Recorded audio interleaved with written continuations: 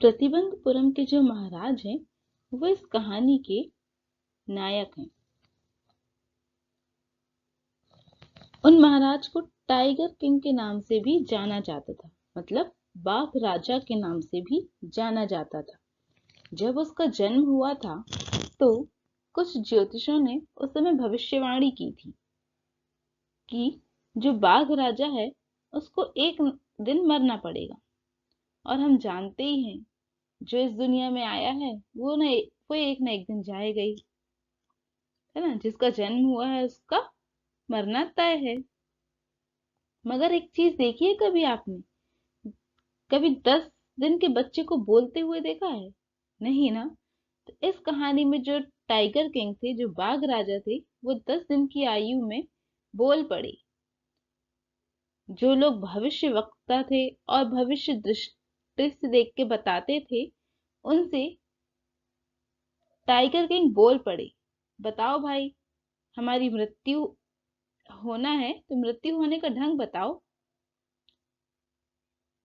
तो उनमें से जो मुख्य ज्योतिषी थे उन्होंने कहा कि आपकी मृत्यु शेर के द्वारा आएगी।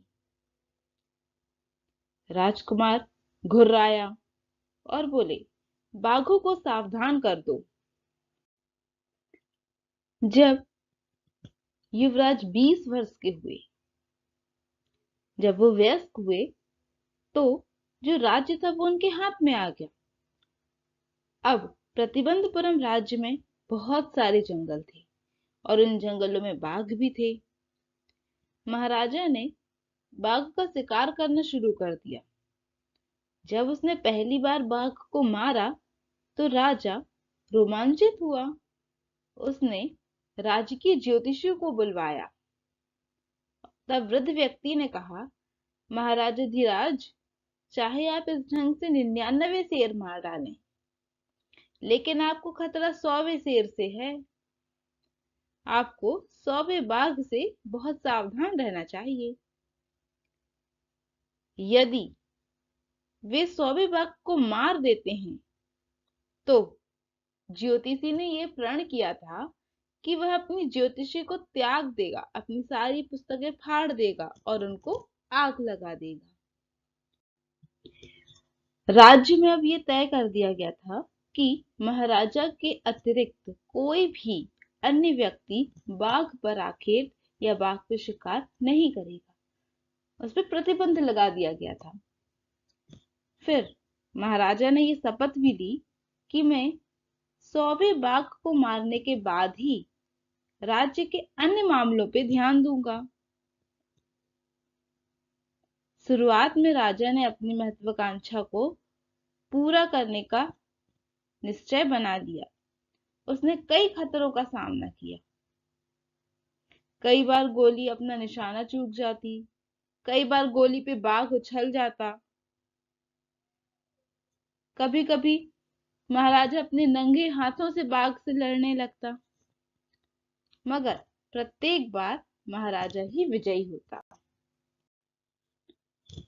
एक बार होता क्या है, राजा को अपनी राजगद्दी गंवाने का खतरा हो जाता है कि वो अपनी गद्दी को गंवा देगा। होता क्या है, एक ब्रिटिश अधिकारी जो उच्च पद पे होता है वो प्रतिबंधपुरम का भ्रमण करने आता है और वो भी बाघ को मारने, बाघ पर शिकार करने के लिए बहुत अधिक रुचि रखता था। उसको भी इस चीज का बहुत शौक था। वो करता क्या था, जितने भी बाघ वो मारता था उनके साथ वो अपने फोटो खिंचवाता था। भाई मैंने बाघ को मारा है, तो वो हर बाघ के साथ क्या करता था, फोटो खिंचवाता था। वह प्रतिबंधपुरम में बाघ का आखेट करना चाहता था। अब भाई दूसरे जगह पे आखेट करना है तो वहां जो उसका राजा महाराजा होगा उससे अनुमति लेना पड़ेगी। तो हमारे जो महाराजा जी होते हैं वो क्या करते हैं, अनुमति देने से मना कर देते हैं। क्यों करते हैं भाई, उन्हें 100वें बाघ को मारना था और जो भविष्यकर्ता भविष्यवाणी कर रहे थे उन लोगों को गलत साबित कर रहा था, है ना। तो अब भाई अनुमति नहीं दी तो जो ब्रिटिश अधिकारी था उसकी इच्छा को उसने रोक दिया ना, क्योंकि वो शिकार करना चाह रहा था। अब ब्रिटिश अधिकारी क्या करता, वो उसकी राजगद्दी को छीनना चाहता, इसलिए जो राजा था उसको अपनी राजगद्दी गंवाने पे खतरा होने लगा। इस समस्या पे जो महाराजा थे और दीवान थे उन लोगों ने विचार विमर्श किया, सोचा विचारा कि क्या किया जाए। वो करते क्या हैं, 50 महंगे हीरो की अंगूठियां, बहुत सुंदर सुंदर अंगूठियां बनवाते हैं और ब्रिटिश अधिकारी की पत्नी के पास भेज देते हैं। अब राजा और मंत्री जो होते हैं वो सोचते हैं कि जो ब्रिटिश अधिकारी की पत्नी है एक दो अंगूठी पसंद कर लेगी, बाकी हमें लौटा देगी। मगर भाई अपने सुंदर सुंदर गहने हैं, किसी ने भेजे तो हम क्यों लौटाएं, तो रख लेंगे। तो जो रानी होती है उसकी पत्नी वो सारे गहनों को रख लेती है और करती क्या है, धन्यवाद का पत्र भिजवा देती है। फिर भी महाराजा जी जो होते हैं वो 3 लाख रुपए मंगवा ही लेते हैं, लेकिन वो खुश भी हो जाते हैं। क्यों? क्योंकि अंगूठी देकर के कम से कम उन्होंने अपना राज्य तो बचाया, इसलिए वो बहुत खुश हो जाता है। महाराजा के जो बाघ आखिर थे वो बहुत सफल होते हैं। 10 वर्ष की आयु में ही उसने कम से कम 70 बाघ मार डाले थे। 100 बाघ का टारगेट था, 70 मर गए, अभी भी 30 बचे हुए। अब होता क्या है, प्रतिबंधपुरम में कोई बाघ ही नहीं बचा। प्रतिबंधपुरम में 70 बाघ थे, 70 के 70 महाराजा ने मार डाले। अब वहां कोई बाघ नहीं बचा। अब महाराजा जी करते क्या हैं, अपने दीवान को बुलाते हैं और उसको बताते हैं कि बंदूक के द्वारा अभी 30 बाघों का आखेट करना और बचा है।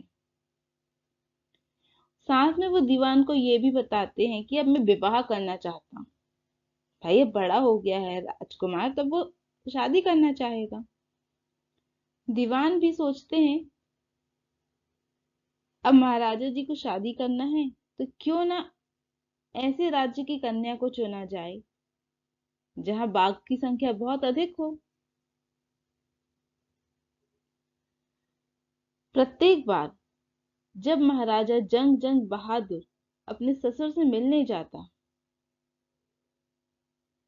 तो वो क्या करते, वहां 5-6 बाघ को मार डालते। इस प्रकार प्रतिबंधपुरम के राजमहल के स्वागत कक्ष की जो दीवारें थी वहां 99 बाघों की खालों से उसे सुसज्जित किया गया था। महाराजा मन ही मन सोचता है 100 की संख्या पूरा करना है तो सिर्फ एक बाघ बचा है मुझे मारने के लिए, किंतु अब उसके ससुर के राज्य में भी बाघों की संख्या खत्म हो चुकी थी। बाघों को कहीं भी ढूंढना संभव हो गया था। महाराजा जी उदासी में डूब गए। अब बाघ कहाँ से लाऊं, 100वें बाघ को कहाँ से मारूं। शीघ्र ही उसे एक खुश होने का समाचार मिलता है। उसके अपने राज्य में पहाड़ी के पास वाले गांव में भेड़ें प्रायः गायब होने लगी। वो सोचते हैं भेड़ें कैसे गायब हो रही हैं, कोई ना कोई उन्हें मार रहा होगा या खा रहा होगा, निश्चय ही कोई बाघ होगा। वो ऐसा सोचता है, शायद कोई बाघ होगा जो ये काम कर रहा है। गांव के लोग महाराज को समाचार देने के लिए दौड़ते हैं, किंतु बाघ सरलता से मिलता ही नहीं है। महाराजा को क्रोध आ जाता है और वो भी अपनी जिद्दीपन में उतर आते हैं। कई अधिकारी अपनी नौकरी भी गवा बैठे, क्योंकि कोई पता ही नहीं लगा पा रहा था कि भेड़ को मारकर बाघ कहाँ चला जाता है। एक दिन बाघ राजा बहुत ज्यादा गुस्से में था, बहुत क्रोधित था। क्योंकि उसको 100वें शेर को मारना था और 100वां शेर मिल ही नहीं पा रहा था कहीं। वो अपने दीवान को बुलाता है और तुरंत लगान को दुगना करने का आदेश देता है। दीवान जी कहते हैं, अगर लगान को दुगना करेंगे तो जो लोग हैं वो असंतुष्ट हो जाएंगे, फिर उनका जो प्रदेश है वो भी भारतीय राष्ट्रीय कांग्रेस का शिकार बन जाएगा। राजा ने दीवान को त्यागपत्र देने के लिए कहा। दीवान भी डर गया कि मैं त्यागपत्र दे दूंगा तो मेरा क्या होगा। उसे अपना जीवन लौटता हुआ महसूस हुआ। कब? जब उसने उस बाघ को देखा जिसे मद्रास के जन उद्यान से लाया गया था और उसके घर में छिपाकर रखा गया था। आधी रात के समय नगर एकदम शांतिपूर्ण से सो रहा था। पूरा राज्य, पूरा नगर सो रहा था। दीवान और उसकी वृद्ध पत्नी ने बूढ़े बाघ को कार तक घसीटा और उसको सीट पर ढकेल दिया। दीवान ने स्वयं गाड़ी सीधे उस जंगल तक चलाई जहां महाराजा शिकार कर रहे थे। अब बाघ ने कार से बाहर निकलने से इनकार कर दिया। भाई, बाघ को भी मजा आ रहा होगा कार में सवारी करने, इसलिए उसने निकलने के लिए मना कर दिया। किसी प्रकार दीवान ने उस हिंसक पशु को उठाकर कार से बाहर फेंका और भूमि पे धकेल दिया। अगले दिन वही बाघ घूमता हुआ महाराजा के सामने पहुंचा तथा वहां खड़ा हो गया। अब राजा बहुत खुश, असीमित आनंद, बहुत खुश। महाराजा जी ने सावधानी पूर्वक बाघ पर निशाना साधा। बाघ एक सिकड़ा हुआ ढेर सा हो गया। महाराजा प्रसन्न था कि उसका 100 बाघों को मारने का जो प्रण था वो पूरा हो गया। फिर महाराजा ने क्या किया, आदेश दिया कि जो बाघ है उसकी शोभा यात्रा निकाली जाए, भव्य शोभा यात्रा, और उसको राजधानी लाया जाए, तथा अपनी कार में चला गया। महाराजा के जाने के बाद जो शिकारी थे बाघ को पास से देखने के लिए पहुंच गए कि जिंदा है या मर गया। बाघ ने अपनी आंखें घुमाई और उनकी ओर देखा। लोगों ने समझ लिया कि जो बाघ है वो अभी मरा नहीं है। गोली का जो निशाना है वो चूक गया। जो गोली थी वो बाघ के पास से निकली थी और उसी की आवाज सुन के जो बाघ था वो मूर्छित हो गया, मतलब बेहोश हो गया। शिकारियों में से एक ने 1 फुट की दूरी से निशाना साधा, बाघ को गोली से मार गिराया। अब जो मृत बाघ था उसको नगर में जुलूस जैसा निकाला गया, उसकी शोभा यात्रा को ले जाया गया और उसको फिर दफना दिया। कुछ दिनों के बाद जो महाराजा था उसके तीसरे पुत्र का जन्मदिन मना रहे थे। वो अपने पुत्र को जन्मदिन पर कुछ अच्छा सा उपहार देना चाह रहा था। वो गए खिलौनों की दुकान और खिलौने की दुकान में लकड़ी का बना हुआ बाघ देखा और सोच लिया, निर्णय ले लिया कि यह उपहार मैं उसे दूंगा। लकड़ी के बाघ केवल 125 आने की लागत का था, लेकिन जो दुकानदार था उसने उसका मूल्य 300 रुपये बताया, क्योंकि वो लाभ कमाना चाह रहा था। उसने इसकी कारीगरी की अत्यंत दुर्लभ उदाहरण के रूप में प्रशंसा की। वास्तव में से एक अकुशल बढ़ई द्वारा तराशा गया था। इसका तल खुरदरा सा है। इसके ऊपर प्रत्येक स्थान पर शाही के कांटों की भांति लकड़ी के लंबे लंबे टुकड़े उभरे हुए थे। अब जब महाराजा अपने पुत्र के साथ खेल रहे थे तो इन लंबी लंबी जो उभरी हुई लकड़ी थी वो महाराजा के दाएं हाथ में छेद करती हुई घुस गई। उसने इसे अपने बाएं हाथ से खींच के निकाला